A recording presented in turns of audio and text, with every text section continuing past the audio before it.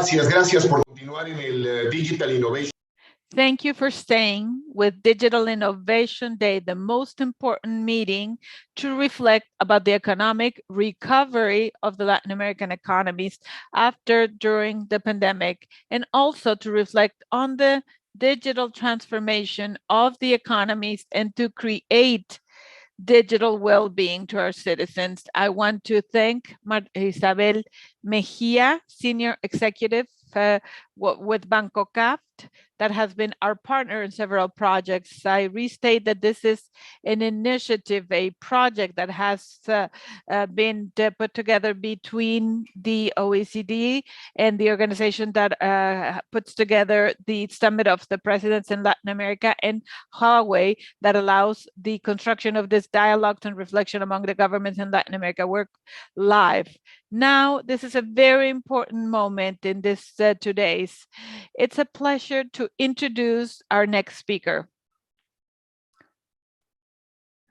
He is the chief for Latin America and the Caribbean of the OECD. And before we started, I was telling him that first of all, he is a very capable person. He is a brilliant professional that has put together the different things for the ministries in Latin America, can rethink the way they get back on their feet at difficult times like now with the use of technology. He's a friend of Latin America, a friend of the economies, and he is a fan and deeply knowledgeable of information technologies. Sebastián Nieto from the OECD. You have the screen, you have the floor. Thank you, Jorge Fernando, for your kind words. It's a pleasure to be with you once again on this Innovation Day, which is very important to participate and to share our visions about the situation of Latin America, in particular, how we can really use this opportunity. I want to thank everyone that is here and to Huawei for inviting me. I would like in 10 to 15 minutes to make a brief presentation about how we are facing the pandemic and how we can use digital transformation. And before giving the floor to Sonia, that is going to be having very interesting things to do. With this presentation, we have work that we have been doing together, OECD, in collaboration with other international organizations. This is part of our collaboration, and we have been creating from the OECD. Of course, this is based in a report from Latin America. We put this together every year at OECD, CONACAF, the European Commission. All the analysis that we have put together on the COVID-19 crisis and public policy for the recovery, other analysis that we have put together about fiscal policy or well-being. I would like to start with a slide where we see that digital transformation is an opportunity. Before the pandemic, it was growing very fast with respect to other variables that we may have of the international market, like the variables in the payment scheme. And with this opportunity that we have in digital transformation, this is a need now. This is where we have the second graph with different activities like e-commerce that we have here, online education, distant work, shows that without digital transformation, we really cannot move forward. With the pandemic, this is not an opportunity, it's a need that we need to respond to as fast as possible. The different activities in e-commerce at the beginning of March 2020, they grew very fast in several countries in our region. And this is the standard for some of the services that we're providing. We went into the pandemic with a situation that is a lot better than before. We have doubled the number of users of the internet, and we have an important backlog. Today, we can say that we have 68% of users, which is less than we had in the countries of the OECD, close to 85% and the countries of the OECD. And with this, we have to close the gap with respect to users. But this is not just about users on the internet. It's about the quality that we have for internet access. And what we can see here is the speed that we have to have access. And in Latin America, this is half of what we have worldwide. And during the pandemic, this was very clear that it was very important to have a good connection, a broadband, and where Latin America is less than half of the world coverage. And like in the case of Korea, the United States, and of course, we always talk about Latin America, and this is over the world average. And we can see that this is under the minimum requirements for work, and to have all of this. So this is basic. This is not only about access, this is about the quality. And we would also want to insist on something that is very important at the OECD, that this should be an inclusive recovery. And we have in technologies, this is something that we have to be closing these gaps, not only with respect to socioeconomic level, and something where my friends in Latin America are part of, but also the high disparities that we have at the subnational level. And what we see compared to the OECD countries, and here only taking into account the number of students per computer, we can see that the number of students per computer in Latin America varies in a very important manner in the different states. And this has to do whether they're in a larger city or a smaller city, and also in the low green as the OECD countries. And this is regardless of their location, regardless of the areas where they are, or whether the students go to a public school or not. So we need more inclusion as we face all of this with the location and also at the socioeconomic level. We have seen, with respect to the students, what we have seen is that there are very few schools before the pandemic. And not only this is about connectivity, only infrastructure, but also to see how we're using the digital connection. And this is about understanding availability and the learning online, particularly the countries that we see, the platforms that have a percentage that is lower with respect to what we have in OECD. Is not only less, but it's in the industry, we're talking about education centers that are not so positive, or the ones that have more income, like in the case of Colombia, Brazil. And the differences are so important with respect to heterogeneity at the level of the schools. We also have to think at the level of the companies, talking about the schools, the students. There's no question, we need to go towards a better insertion in the ecosystem, in the educational ecosystem.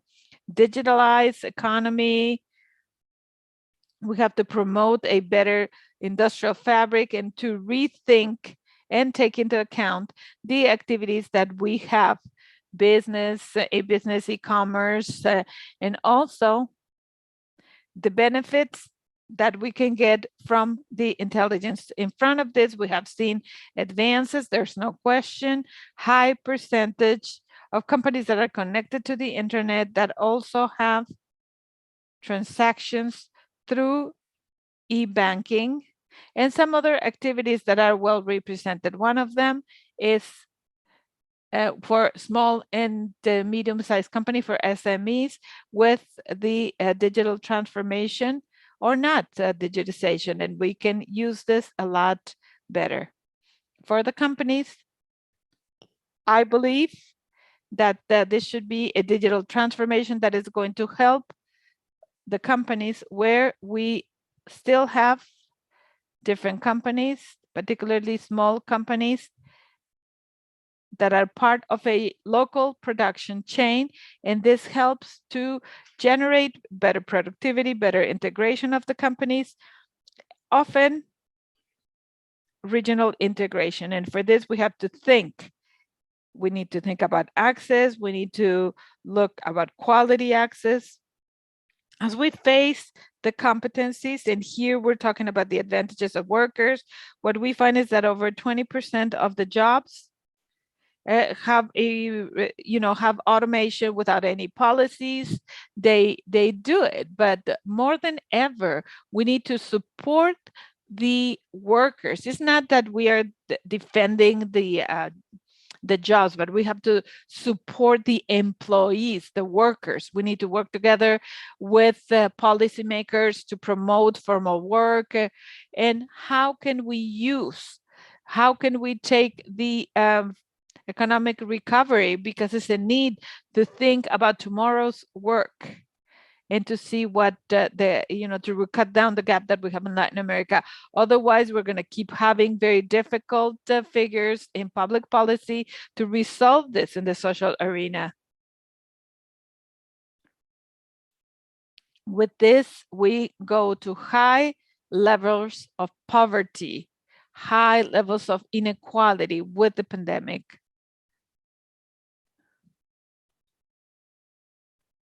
With digital transformation, here we see a graph with different competences that we have in the different things with the OECD, and adults with education that is less than high school level, of adults with a third level education, they're at disadvantage from others. So we need to go hand in hand with adults, and also to think that a good digital competition takes us to better performance. And we can see how this is so important. I want to emphasize on something else that is very important as we face the pandemic, but we had before in Latin America, and is how we approach citizens. And what we have seen is that people are not as happy in Latin America, and for which we can see that this can take us to different situation, more inclusive, more efficient. And this is extremely important to reach the processes for Latin America. In digital transformation, we can see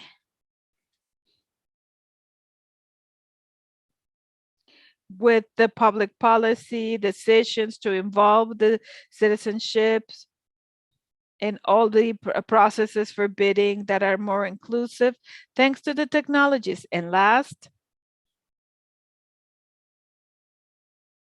and thanks to the technologies, and as we respond faster, this is going to help us to bring more credibility in the institutions. There have been advances in the region, but we can really use this.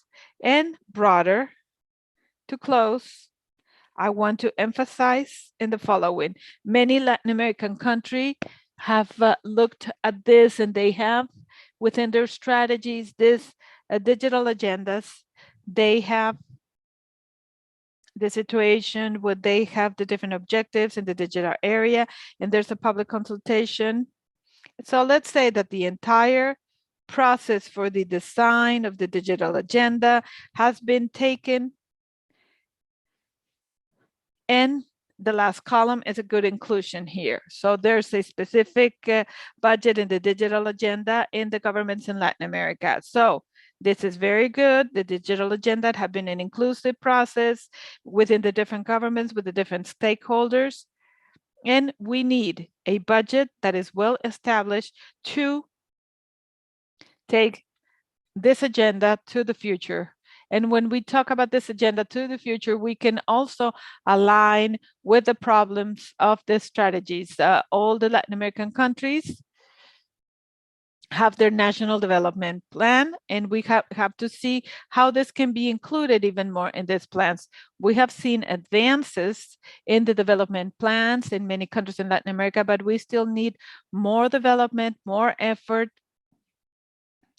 We can still do a lot in the development strategies, and this is no question that this is taking us to the creation of formal employment. It is basic to be aligned more and more in the development strategies for Latin America, and with well-aligned budget with the need that goes beyond the political cycle.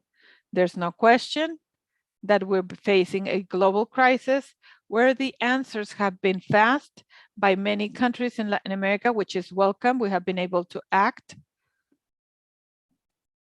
We have been able to be efficient.